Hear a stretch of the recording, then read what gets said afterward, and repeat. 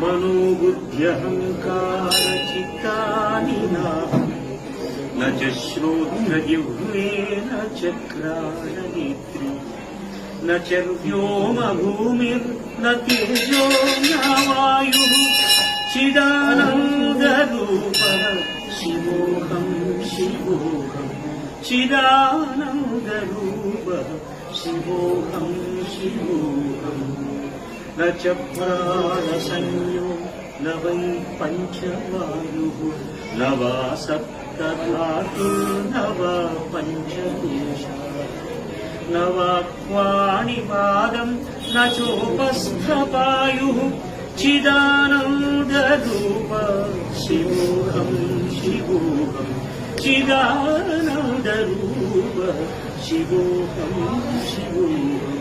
न मे द्वेषरागौ न मे लोभमोहौ मधुर्नैव मेनैव मात्सर्यभावः